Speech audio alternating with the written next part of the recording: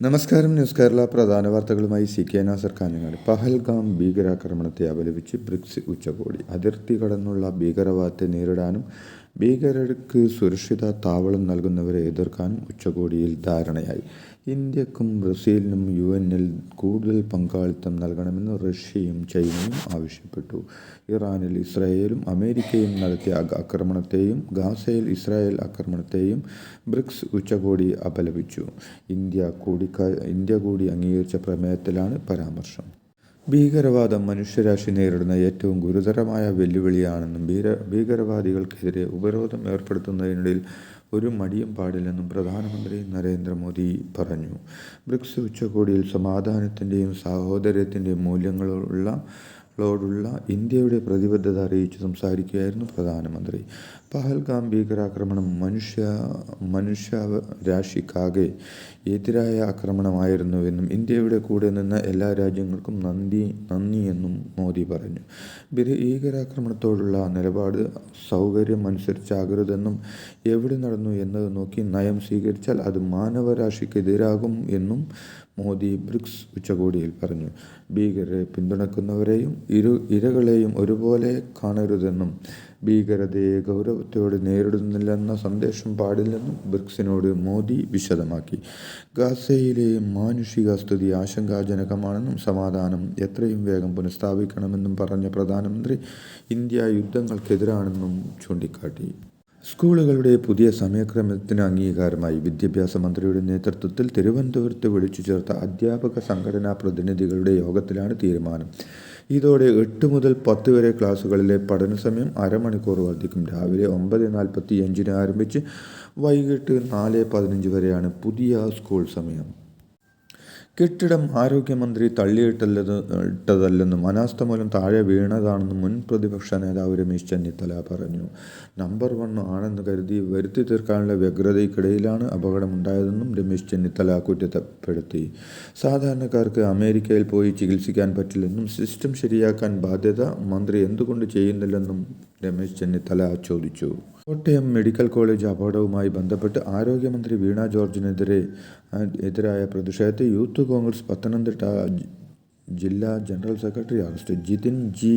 നൈനാനെ വീട്ടിലെത്തിയാണ് police arrest ചെയ്തത്. Arrest ചെയ്യാനെത്തിയ പോലീസിനെ തടഞ്ഞ് യൂത്ത് കോൺഗ്രസ് പ്രവർത്തകർ പ്രതിഷേധിച്ചു. ശനിയാഴ്ച പത്തനംതിട്ടയിൽ നടന്ന പ്രതിഷേധത്തിനു ശേഷം കസ്റ്റഡിയിലെടുത്തുകൊണ്ടുപോയപ്പോൾ പോലീസ് സ്റ്റേഷന്റെ ചില്ല് തകർത്തു എന്നാണ് കേസ്. പോലീസ് ബസിന്റെ ചില്ല് തകർത്തു എന്നാണ് കേസ്. വീണ ജോർജിന്റെ കടുത്ത സമ്മർദ്ദത്തിലാണ് പോലീസ് പത്തനംതിട്ടയിലെ യൂത്ത് കോൺഗ്രസ് നേതാക്കളെ അറസ്റ്റ് ചെയ്തതെന്ന് ഇത് പോലീസിൽ നിന്ന് തന്നെ ലഭിച്ച വിവരമാണെന്ന് KPCC ജനറൽ സെക്രട്ടറി പഴകുളം മധു പറഞ്ഞു. CPM വീണയ്ക്ക് സംരക്ഷണം ഒരുക്കുമെന്ന് പറഞ്ഞാൽ പത്തനംതിട്ടയിലെ കോൺഗ്രസുകാർ കടുകിനുള്ളിൽ കയറി ഒളിക്കണമോ എന്നും അദ്ദേഹം ചോദിച്ചു. ജില്ലാ സെക്രട്ടറിക്കും മറ്റു CPM നേതാക്കൾക്കും വീണ ജോർജിനെ കളിയാക്കാം. യൂത്ത് കോൺഗ്രസ് സമരം ചെയ്താൽ അറസ്റ്റ് ചെയ്യുന്നുവെന്നും പഴകുളം മധു പറഞ്ഞു. ആരോഗ്യമന്ത്രിക്കെതിരായ വീണ ജോർജിനെതിരായ പ്രതിഷേധത്തിൽ പരോക്ഷ വിമർശനവുമായി മുൻ കണ്ണൂർ ജില്ലാ പഞ്ചായത്ത് പ്രസിഡന്റ് PP ദിവ്യ.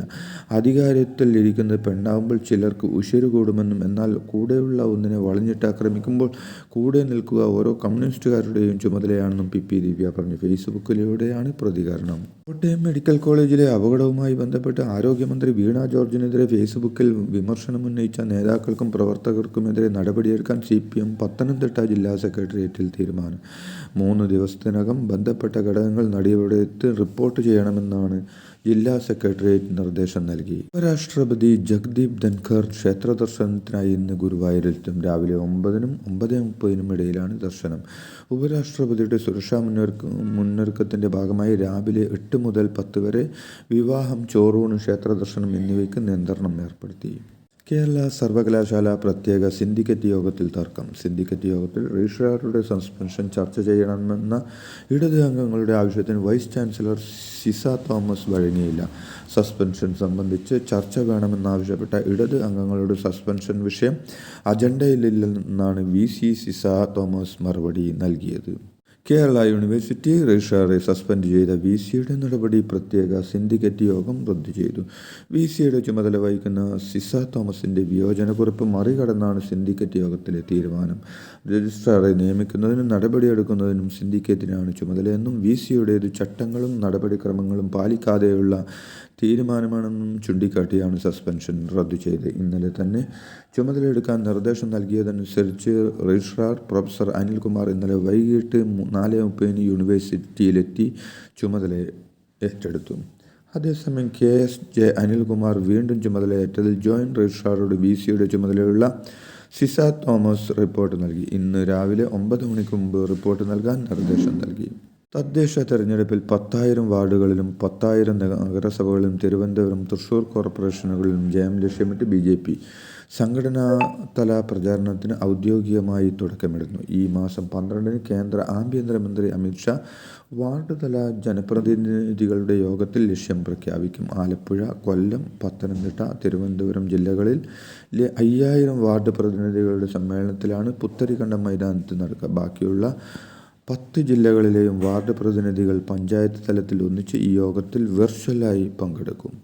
ചാരപ്രവൃത്തി കേസിൽ അറസ്റ്റിലായ യൂട്യൂബർ ജ്യോതി മൽഹോത്ര വിനോദസഞ്ചാര വകുപ്പിന്റെ ക്ഷണപ്രകാരം കേരളത്തിലെത്തിയെന്ന വിവരം പുറത്തു വന്നതിന് പിന്നാലെ വിശദീകരണവുമായി മന്ത്രി മുഹമ്മദ് റിയാസ്. സംസ്ഥാനത്തിന് പുറത്തുനിന്നുള്ള വ്ളോഗർമാരെയും ടൂറിസം പ്രചരണത്തിനായി കൊണ്ടുവരാറുണ്ടെന്നും ചാരപ്രവൃത്തി ചെയ്യുന്ന ആളെന്നറിഞ്ഞിട്ടല്ല ജ്യോതി മൽഹോത്രയെ കൊണ്ടുവന്നതെന്നും മുഹമ്മദ് റിയാസ് പ്രതികരിച്ചു.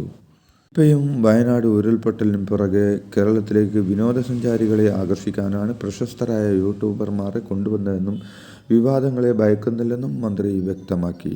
കേരളത്തിലെ അതിരൂക്ഷമായ വന്യജീവി തെരുവുനായ ആക്രമണ ഭീഷണി ചർച്ച ചെയ്യാൻ അടിയന്തര നിയമസഭാ സമ്മേളനം വിളിക്കണമെന്നാവശ്യപ്പെട്ട് ജോസ് കെ മാണി ആവശ്യപ്പെട്ടു. മനുഷ്യ സുരക്ഷ ഉറപ്പാക്കാൻ നിയമ ഭേദഗതി നിയമനിർമ്മാണവും നടത്തണമെന്നും കേരള കോൺഗ്രസ് ആവശ്യപ്പെടുന്നതായി അദ്ദേഹം പറഞ്ഞു.